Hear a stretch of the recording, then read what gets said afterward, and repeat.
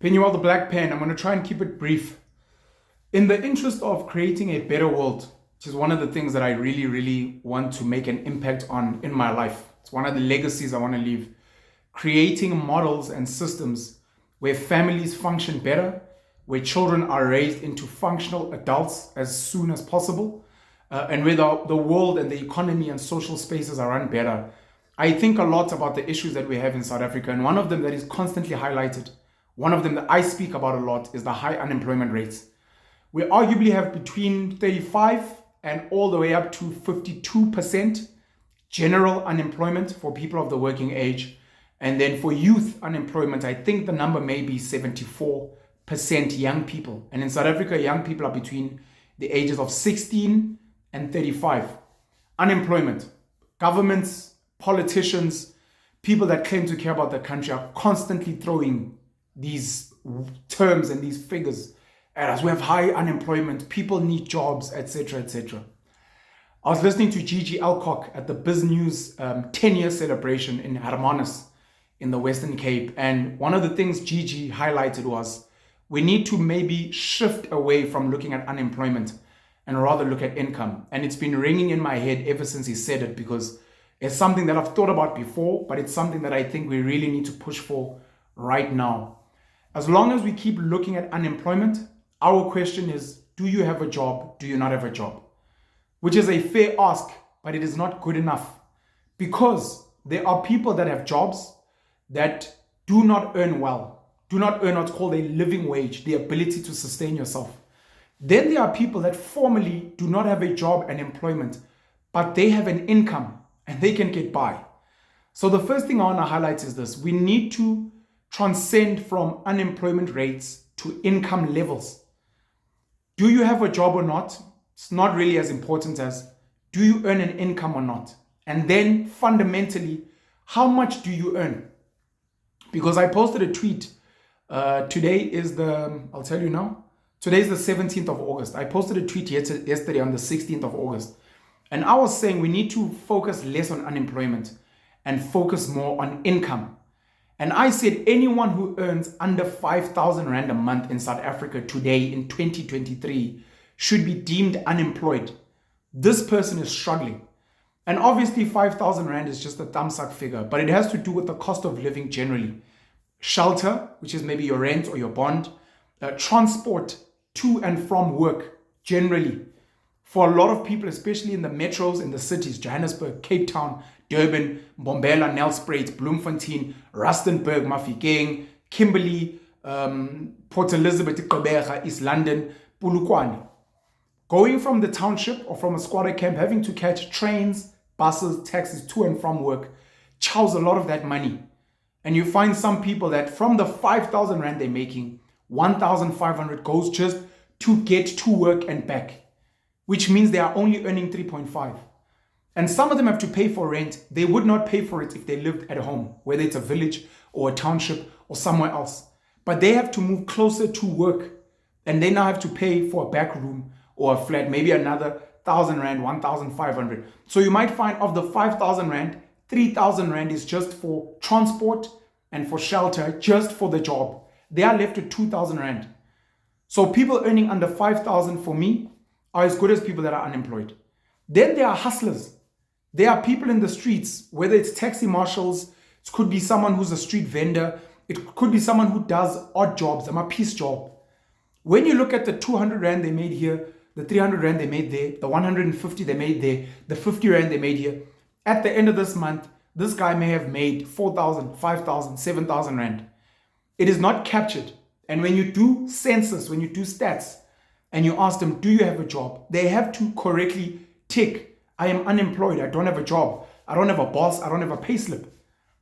But that person has an income, and you might find that person, they actually maybe live at home, where they don't have to pay rent. It's an RDP, it's their parents' house, they don't have to pay rent. Maybe where they are hustling, they can walk there, or they can cycle there. So their cost of transport is negligible. When that person makes 4,000 Rand, it is theirs to keep. The person who has a job earning 6,000, they still have to pay for transport and shelter. Maybe their disposable income might be 2,000 Rand. This person, the hustler's disposable income is 4,000. So we need to transcend away from job, no job, employment, unemployment. And we need to look at, do you earn an income? And an income could come from a job. An income could come from a business. An income could come from random hustling. An income for women could come from a boyfriend who gives you a girlfriend allowance. It could come from your child. You get an allowance as a child. There are kids at school who are getting 50 Rand, maybe 100 Rand a day. And if you're going to school for 20 days in a month at 50 Rand a day, you're getting 1,000 Rand income. It is not great, but it is yours. You get a girlfriend allowance. Your boyfriend sends you an e-wallet of 3,000 Rand a month. On top of whatever other income that you're getting. That girl whose hair you did for a random 300 Rand. That lady you helped in her catering business for a random 500 Rand on the weekend. That is income. Do you have a job? No. Do you have an income? Yes. Then how much of that income do you make? How much of it do you keep? We need to have this conversation, because in that same tweet, a lot of people were fighting me, understandably so. I come from a background of being a capitalist, and I've realized some of the issues I have personally with capitalism.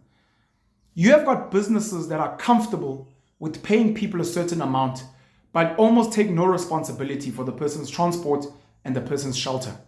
And I think we're missing a mark there. Yes, government, but government has to care for everyone. The business has to care for their employees. Do you know where your employees sleep? Do you know how your employees get to work? Because that should be a cost of business for you. Of course, you will prejudice against people that live far. You will prejudice against people that you have to pay them extra for transport, for shelter. You would rather pay the minimum. But in the paying of the minimum, do you not want someone who can walk to work? They can be more productive. They can get to work at 7 in the morning because they can walk for 30 minutes, for an hour to come to your job. Would you not like to prioritize someone who's maybe not tired, who can work even long hours because they're there? So a lot of companies, and you see this in places like Asia, a lot of companies provide lodging for their workers. Doctors in this country, if you go to places like Helen Joseph, Charlotte Maxege, some of the hospitals that we know, they provide, Abangoma Dadeni Clinic in Newcastle, where I come from, they provide doctors' quarters, especially for the kids that have just graduated and are doing ComServe, community service. So that the doctor does not have to stress with, I have to travel from Soweto all the way to Centurion. They're there on the campus of the hospital. They can walk to and from work. They can work long hours. They can even do long shifts because their place of lodging is here. So some of these factories, you look at some of the farms in South Africa, you provide basic 1 room, 2 room where the person can just go and sleep and be comfortable. And then they can walk to and from work. The shelter and the transport is huge. It is huge. It's a huge consideration. Consider this. I've made a video in the past around the cost of domestic workers, and I'll probably drop a link about this. How much do you pay your domestic worker? 3,000 Rand. Oh, that's exploitation. You're not even meeting the minimum wage. 3,000 Rand. Who can survive on 3,000 Rand? Okay. How much do you pay your domestic worker? Oh, 5,000. I pay my domestic worker 5,000 Rand. 3,000 Rand is nothing. Okay. My domestic worker stays with us, lives with us. Does your domestic worker live with you? No, she goes home every day. So do you know how much they pay for transport? If I had to guess, maybe a 50 Rand return per day. Over 20 days in a month, that's 1,000 Rand. You're paying them 5,000. Now you have to minus the 1,000 Rand for transport. So you're in effect paying them 4,000 because they live with me. I don't have to pay them that extra 1,000. So now we're already at 3,000 for me, 4,000 for you. Shelter, because they live with me and they don't have to pay transport. They don't have to pay for rent. Do you know how much your domestic worker pays for rent where they live when they have to travel? If I were to ask, maybe 1,000 Rand for a back room. Now we have to minus another 1,000 Rand. In effect, now you're now at 3,000 Rand, at the same 3,000 Rand I'm at. But you were thinking you're holier than thou at 5,000. But you didn't factor in transport and accommodation. What does your domestic worker eat? Because my domestic worker, because they live with us, they eat the bacon and the eggs. They eat the leftover lasagna. If we're buying pizza, if we're going out, we go with them. They are family. No, my domestic worker, I make sure that they have like their own brown bread and tea. That's all they have. I'm like, you see now, that person also still has to go home in the evening and then they still have to cook. My domestic worker eats here. Maybe that's another 500 to 1,000 a month. So I'm paying them 3,000 that they get to keep. And then I give them benefits and perks that maybe might come out to 3,000 Rand a month.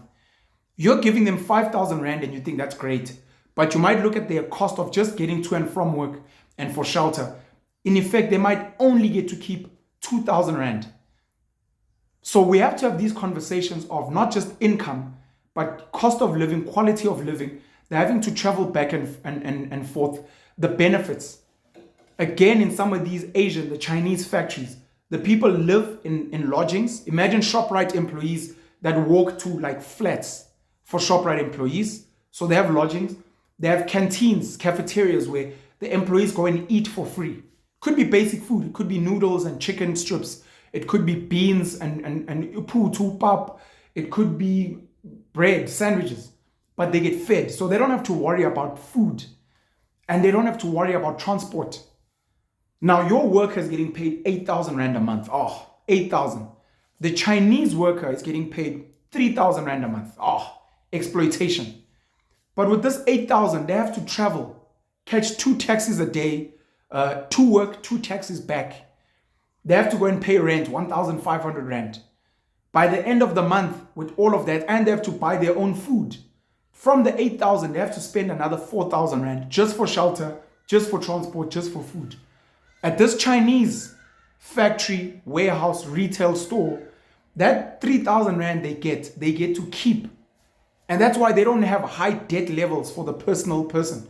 You have high debt because you constantly need to loan money from the banks, from umashonisa, because you're not earning a living wage. This is my message for you guys today. We need to move out of this mindset of employed, unemployed, and move towards, do you earn an income or not? Figure out, where do you get your income from? Oh, my boyfriend sends me 2,000 Rand, but I also have a basic job that pays me 3,000. Oh, and my parents also send me 500 Rand. And then I do random things and I do random work online, which gives me another 2,000 Rand. So my income is actually 8,000 Rand a month. That's my income. Then we look at your cost of living. Do you live at home with your parents? Do you live with your boyfriend? Do you live with your girlfriend in their place that they pay for? Do you have to buy food? Does someone feed you? Do you get fed at work? Do you get your food subsidized at work? What's your transport arrangement like? Can you walk to where you get your income from? Do you have to cycle? Do you have to catch a bus, a train, a taxi? Do you need a car, etc.? And what is the cost of that? Once we can figure out those things, we can actually realize how we can sort these things out. My role models in this country, from a capitalist perspective, are the Pakistani spaza shop owners. These guys hire, buy RDPs, rooms, garages, containers. And in these spaces, they sleep there. Black South Africans think it's disgusting, but it is capitalism. I will self-enslave so that I don't have to pay extra shelter because I can sleep in the back. They eat very basic food, minimalist. Brown bread, some margarine, maybe some polony, and some tea, and they get by. And then they work long hours to maximize productivity. Spaza shop is open at 6 in the morning and it closes at 10 at night. And the only reason it even closes is because South Africans go to sleep. If South Africans were 24-hour economic animals, the Pakistani spaza shop owners would open 24 hours.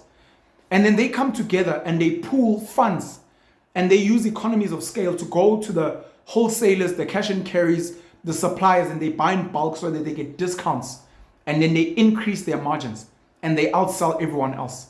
We need to, from a capitalist mindset, from a building and better economic structures in this country, look at not jobs, not unemployment, look at income, look at cost of living and how we can tweak those things and how we can get the businesses to come to the party and how we can get government to come to the party. Everyone with an RDP, everyone getting on a cheap bus or train should be deducting those costs for work because they are now being covered. And you pay people just for them to get by because these important things, shelter and transport, have been catered for and we can build a better economy. Penuel the Black Pen, and something for you guys to think of. Cheers.